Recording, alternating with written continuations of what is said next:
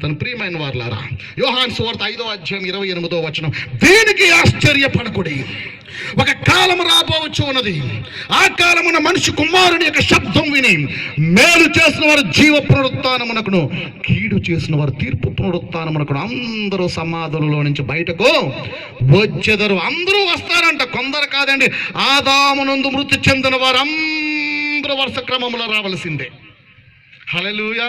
సంఘం మాత్రమే కాదు, యావత్తు ప్రపంచ మానవ జాతి యావత్తు కూడా లైన్లో వచ్చేటటువంటి గడియ సమీపమైంది. ఒక సంచలనాత్మకమైనటువంటి దినము ప్రారంభించబడబోతూ ఉన్నది. హల్లెలూయా. బాబాసాహెబ్ అంబేద్కర్ గారు కూడా వస్తారు. ఏమండి, మహాత్మా జ్యోతిరావు పూలే గారు కూడా వస్తారు. హల్లెలూయా.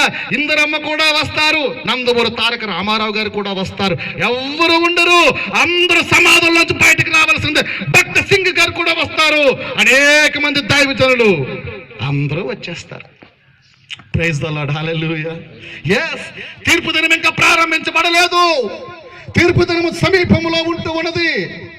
ప్రతి వాని మోకాలు, ప్రతి వాని నాలుక ఆయనను ప్రభువు అని ఒప్పుకొని మోకరించేటటువంటి గడియ సమీపంలో ఉంటూ ఉన్నది.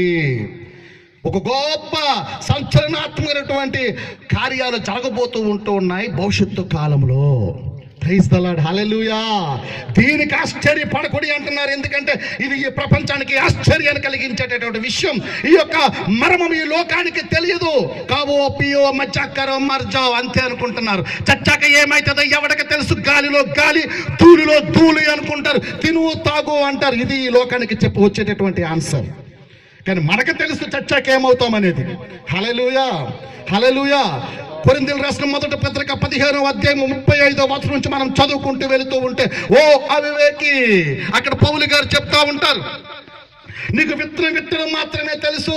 ఆ విత్తనము చచ్చాక తిరిగి మళ్ళీ ఎలాగో ఫలిస్తాదో అలాగే నువ్వు చచ్చాక తిరిగి మళ్ళీ దేవుడు నిన్ను బ్రతికిస్తాడు. నీకు ఏ శరీరం వస్తుందో అది దేవునికి తెలుసు. మనిషి శరీరం వేరు, పక్షి శరీరం వేరు, మృగ శరీరం వేరు. హల్లెలూయా. Praise the Lord. దేవుడు సర్వశక్తిమంతుడు. చచ్చినటువంటి ఈ యొక్క దేహాన్ని తిరిగి మరలా తన యొక్క మహిమతో నింపి తిరిగి మరలి లేవనెత్తడానికి సమర్థుడై ఉంటూ ఉన్నాడు. మనము తిరిగి బ్రతుకుతాము. ప్రియమైన వారులారా, గ్రీక్ లో 2 పదాలు ఉపయోగించబడ్డాయి. నెక్రోస్ అనే పదాన్ని ఉపయోగించారు. నెక్రోస్ అనగా కేవలం అది మృతమై ఉంటూ ఉన్నది. చాలా మంది క్రీస్తును ఎరగలేనటువంటి పరిస్థితుల్లో చనిపోతారు. వారికి ఆ యొక్క పదము సరిపోతుంది. నెక్రోస్. నేను ముగిస్తున్నాను. రెండవ పదము డెనోటోస్ అనే పదాన్ని ఉపయోగిస్తారు. ప్రియమైన వారలారా, డెనోటోస్ అనగా శరీరం నుంచి ఆత్మ విభజించబడటము. శరీరం నుండి ఆత్మ విభజించబడటమై ఉంటూ ఉన్నది. హల్లెలూయా. దేవుని ఎరిగిన వారముగా అది మనకు వర్తిస్తుంది. Praise the Lord. నా పేరు మైకేల్. మైకేల్ చనిపోయాడు అంటే మైకేల్ చనిపోయాడు. ఇప్పుడు మాట్లాడుతూ పడిపోయాను. పడిపోతే చూస్తారు, పల్స్ చూస్తారు, అర్థమైపోతుంది పోయాడు. హల్లెలూయా. ఎవడు పోయాడు? మైకేల్ పోయాడు. హల్లెలూయా. ఎవరండి పోయారు? మైకేల్ పోయాడు. ఉన్నోడెవడిక్కడ? ఉన్నోడెవడు? పెట్టుకున్న వాచ్, పాకెట్లో wallet, pant, shirt, belt, shoes, చాలా ఫిట్ గా ఉంది బాడీ. Praise the lord. వీడెవడు? వీడికి పేరు ఊరు లేని ఒక బాడీ మాత్రమే. హల్లెలూయా. దీనికి పేరు లేదు. BODY అంటారు దీన్నే. బాడీకి ఎందుకంటే దిక్కుమాలిన అతిశయం. పేరున్నంత చేపే అతిశయం. హల్లెలూయా. పేరు పోతే ఏమీ లేదు.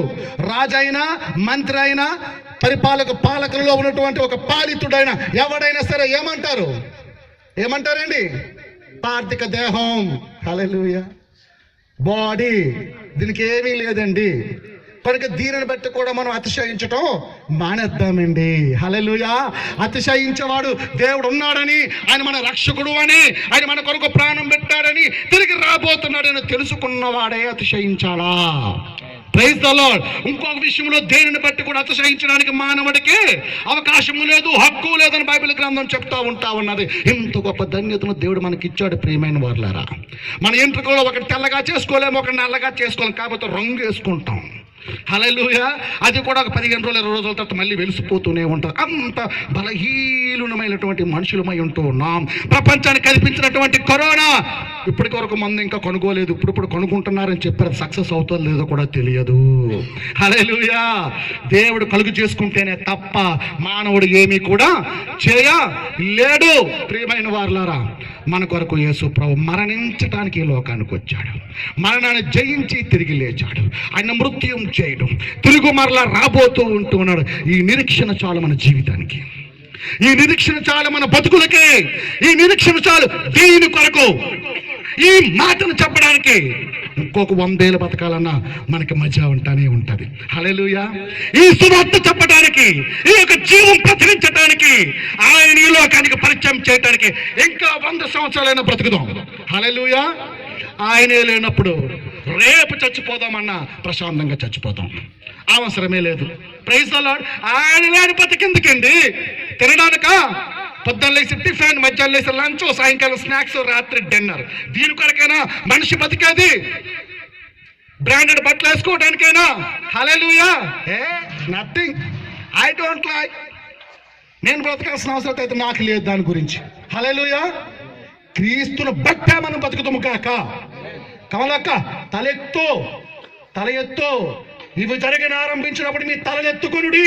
తల తెంచొద్దు. నువ్వు మీటింగ్ అయ్యే వరకు తల తెంచొద్దు. హల్లెలూయా. నీ ముఖం ఎత్తు, నీ ముఖం ప్రకాశిస్తుంది ఈరోజు. ఆమేన్. Thank you Jesus. పరిశుద్ధాత్మ దేవా, మీకు వందనాలు. యేసయ్యా, వందనాలయ్యా. ప్రభువా, నీవు లేని జీవితాలు మాకు ఎందుకయ్యా? యేసయ్యా, నీవు లేని బ్రతుకులు మాకు ఎందుకయ్యా? అవసరం లేదు ప్రభువా. మీ కొరకు బతకడానికి సహాయం చేయండి. మీ కొరకు చావడానికి సహాయం చేయండి. మీ కొరకు బతకడానికి సహాయం చేయండి. మీ కొరకు చావడానికి సహాయం చేయండి. నాయన, మా జీవితాల ద్వారా మీ నామము మహిమపరచబడును గాక. అయ్యా, మా ప్రియ తోటి సేవకులు అందరిని బట్టి నిండు మనసుతో వందనాలు. అందరిపై మీ కృపను కటాక్షాన్ని ఉంచండి. 21లో ప్రపంచముతో కూడిన గొప్ప జీవపు మాటల చేత ప్రజలు ప్రభావితం చెందుదురు గాక. యేసు నామములో ప్రార్థించి సాగిలు పడుతున్నాం జీవము కలిగిన పరమ తండ్రి. ఆమేన్.